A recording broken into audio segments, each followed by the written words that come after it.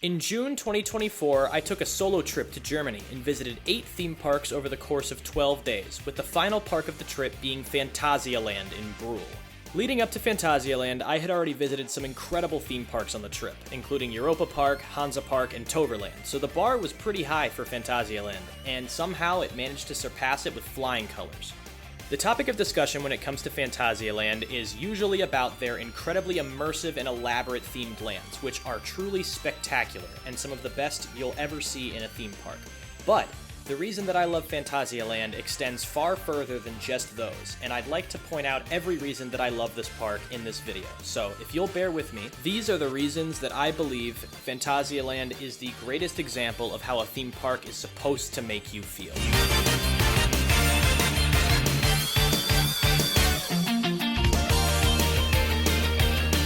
One of the things that I value most in a theme park experience is the feeling that I have entered a different world, a different plane of existence in order to enjoy myself during that day that I have off from work or the trip that I'm on. This feeling is very difficult to elicit from me because in order for that immersion to truly happen, I have to feel like the world around the park is also part of that same otherworldly experience as the park itself, and Phantasialand is one of the few parks that has been able to do this for me. And the way they've done this is by integrating their hotels directly into the theme park. It is truly a spectacular way to spend a night while you're on a theme park experience like this one. During my trip, I stayed in the Hotel Charles Lindbergh, which is located within the Rookburg area of Phantasialand, a truly stunning and spectacular themed land that just looks absolutely perfect from every single angle and has no details missing whatsoever. So staying the night in that hotel immediately makes you feel like you're in that world and immersed into it, and you never leave it. I stayed at the park for 3 days, and the only time that I ever left the actual confines of the resort was to go visit my family for dinner one night. But every single second that I was there, I felt like I was still immersed in that world. And I do mean immersion. People say immersion for so many different things nowadays. They call regular dark rides immersive because you feel like you're in the world of that dark ride. But the immersion of Phantasialand is truly a real feeling of immersion because you just are inside of that environment and you don't leave the entire time you're there. You wake up in the morning and you're surrounded by F.L.Y, the incredible flying roller coaster that just weaves in and out of Rookburg, and there's nowhere you can go within the land without seeing it, including from your own room. It's just there, out the window, at all times. You walk out and go into the restaurant, and it's still themed to everything. The lobby is still themed to everything. The only way to lose that immersion is to leave the hotel out the actual entrance into the street. If you leave the hotel into the park, it's just a continuation of that theme. This is something that other parks cannot replicate unless they do what Phantasialand did. The only way that a hotel can feel like it's within that same world is if you're either transported from that hotel to the park through some sort of themed means like the Galactic Star Cruiser at Disney World was, where you had a bus that took you to the park, but then you only got to spend time in the Star Wars land. Go watch the Jenny Nicholson video if you want to hear about that thing. But my point is, if you're in a regular hotel that isn't directly linked to the park, then you're going to lose that immersion of the world that you've entered as you go from the hotel to the park, and you're reminded that it's a theme park. But if the hotel is already in the theme park, it's just like an extension of it. Like you're just staying there and you live there in some way. So the whole point of that monologue was to state that when you enter the park, you feel like you're already part of that world. And so once you're in it, then what happens? Phantasialand is an incredibly intimate setting, and by that I mean it's very small, especially in terms of theme park lands. You'll see parks like Europa Park or Magic Kingdom or anywhere that's, a huge destination having ridiculous amounts of space, acres and acres of space.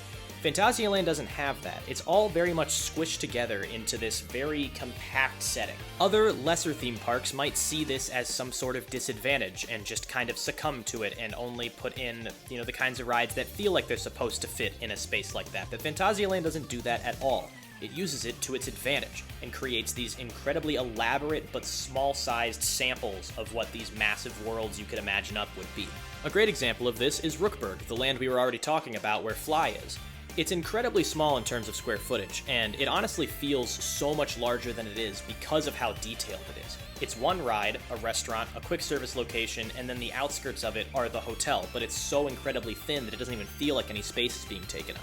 There is more detail and wonder packed into that tiny plot of land than you'll see at most parks in their entirety, especially like in the US when you've got a lot of unthemed, sort of midway style parks, which have their charm.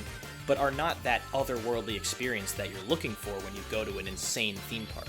The exact same can be said for the other major themed areas in this park. There's Mexico, there's Africa, and of course, everyone's favorite is Klugheim, which is probably my favorite theme park land of any kind in the entire world that I've been to. It is so special and so just mind-blowingly beautiful to me. Klugheim, just like all the other lands in the park, is very small, but it feels huge in scale because of the way the sound around you works. Terran is just so loud, and in such a good way too. It just completely takes over the entire land at all times. The sounds of its launches just roaring over every single building and through every path, and the trains just whipping by you at all times. It's almost like it's perpetual. And it is, in a way, because of the operations on that ride.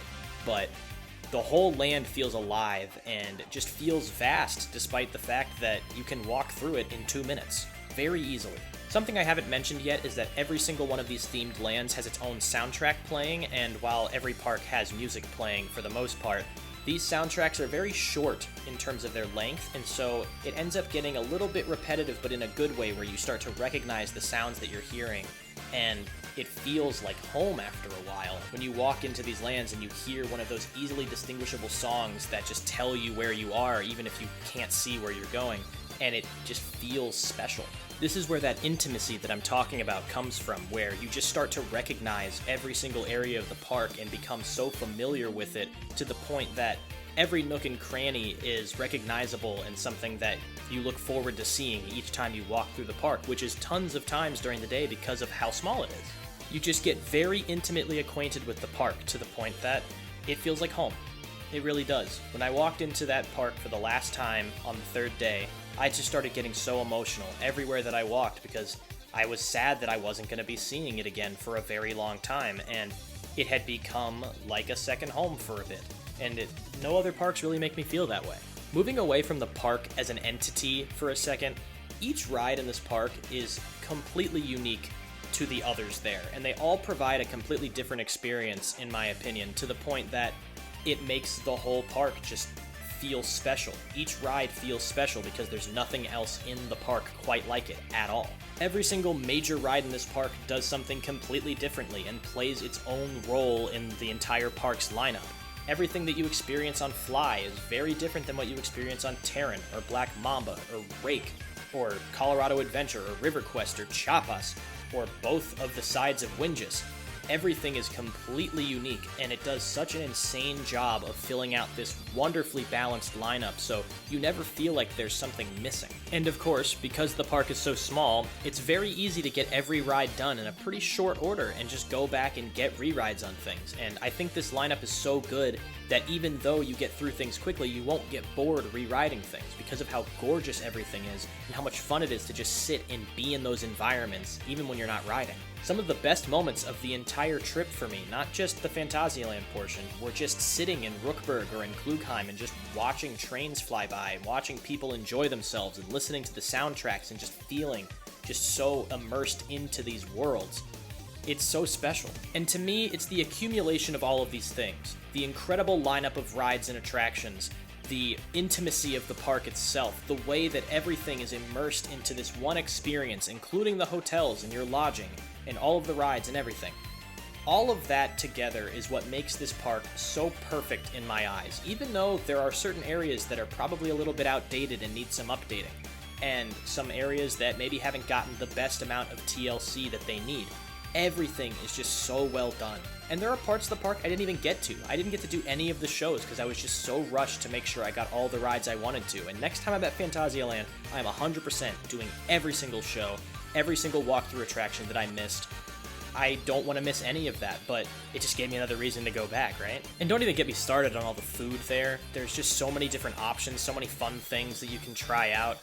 I mean, it's all so well done, and everyone seems to love it while they're there. The only downside to this park is that they don't have season passes, which is fine for me because I don't live there, but if I lived near that park and had to spend $60 plus every single time I went, I'd be pretty upset, honestly, because I'd want to be there, like, at least a couple times a week. Also, I haven't even gotten a chance to visit during Wintertrom, which apparently is just the absolute best time to be there. The park stays open late, it gets dark really early, all the rides are open in the dark, even Chiapas is open no matter how cold it gets as long as the temperatures aren't freezing.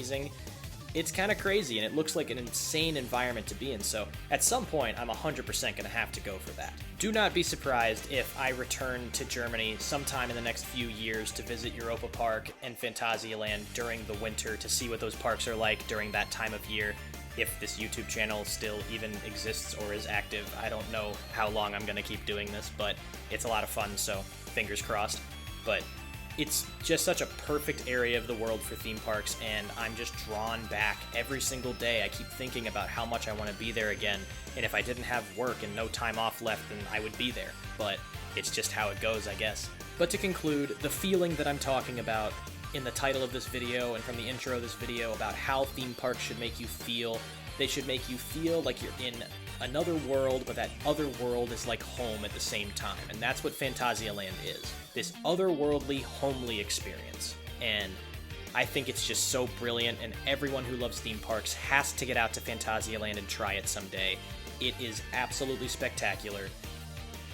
You can't miss it. You just can't miss it. So for anyone who's made it this far in the video, thank you so much for watching. Please leave a like if you enjoyed it. Please subscribe if you like my videos. I hope that how much I love this park really came across in this video, even though it's a lot of aimless ramblings that sort of had some kind of structure, maybe? I don't really know. Who knows if it even makes any sense? Most of my videos don't, so it probably won't. But thank you so much for watching.